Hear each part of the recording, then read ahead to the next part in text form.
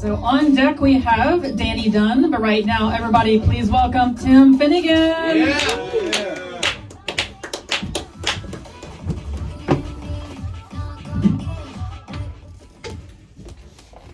What up, people? How y'all doing tonight? Yeah. All right, well, that's what I like to hear. Well, my name's Tim Finnegan, but besides being known as Tim Finnegan, I could also be known as Kevin McAllister.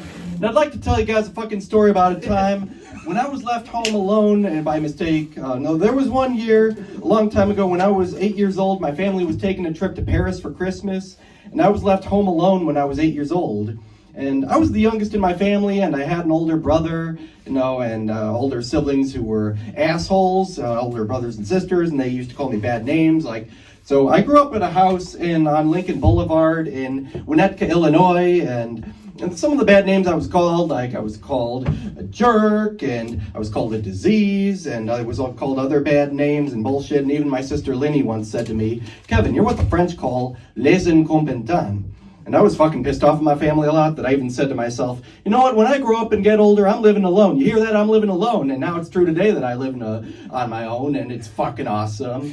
And so there was one night, it was the night before my family was leaving for Paris, that we ordered pizza from Little Narrows. And back then I used to only like plain cheese pizzas. And then when the pizzas arrived, I asked if anyone ordered me a plain cheese, and then my older brother Buzz said that he ate it all, and I got fucking pissed off at him, and I threw a fit with him about that, and didn't give a shit, and then I got in a fight with Buzz, and then my mother Kate asked, what is wrong with you? And then I explained how Buzz started it and ate my cheese pizza on purpose, and then my uncle Frank said, "Look what you did, you little jerk."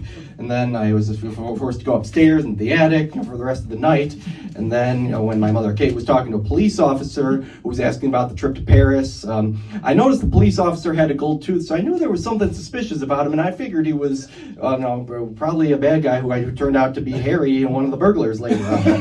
And then, it's like, when I was going through all that shit, Kate was saying like that I was the only one in the house making trouble, and I was like, she's like, "I don't want to see you again for the rest of the night." And then I said I didn't want to see him again for the rest of my life, and she's like, "No, well, if you'd be sad if you woke up tomorrow morning and didn't have a family." I'm like, "No, I wouldn't." And she's like, "Well, why didn't you say it again? Maybe it'll happen." I said, "I hope you never see any of your jerks again."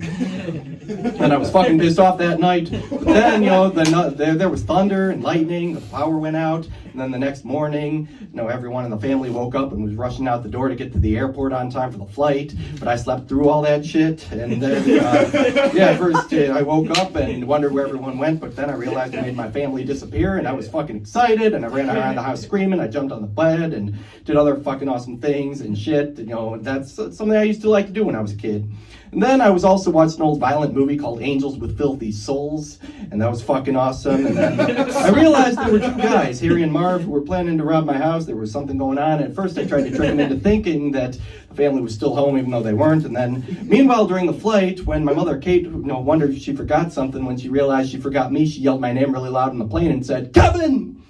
And and my father Peter, and the other shit was going on, and other shit happened. And then when they landed, Kate called the Winnetka Police Department, and then she got connected to a family crisis intervention. She was afraid someone was going to hang up, and she was like, "Somebody pick up, pick up!"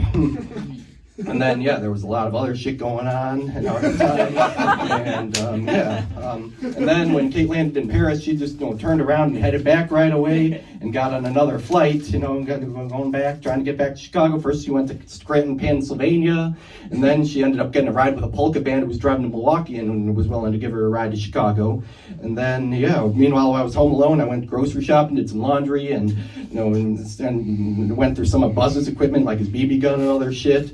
And then I also ordered some pizza from Little Narrows, and I played the Angels with Filthy Souls video over the TV to the pizza guy. And there was a lot of shit going on. But and then when the pizza guy delivered shit, he's like, "Hey, I'm going to give you to the count of 10 to get your ugly, yellow, no good keister off my property before I pump your guts full of lead. 1, 2, 10. I scared that pizza guy away and had a plain cheese pizza just for me. But then later on, I overheard Harry and Marv, planning to rob my house at 9 o'clock on Christmas Eve, but I was smart enough to know how to set booby traps. So I set the booby traps. I set a blowtorch that set Harry's head on fire, as well as an iron that came down when you were pulling the light switch and other shit. And then, when Harry and Marv tried to get their revenge and I was across the street at the other house, house. And Harry and Marv almost tried to threaten me and do everything I did to them. But then old man Marley saved my ass when he hit them with a snow shovel. Then they were arrested. Then on Christmas morning, I wondered where everyone was, but then my mother Kate came home, and then everyone else in the family came home later, and then it's Christmas, and then Buzz was like, "Hey Kevin, what did you do to my room?" Like, holy shit, but I was glad that I had a great Christmas after all, and I lived through interesting time back then when I was 8 years old, but yeah, that's pretty much my story about how I used to celebrate Christmas and the holidays back then. So yeah, that's my time. Thank you for watching tonight. Merry fucking Christmas. You guys have a wonderful night. Thank you.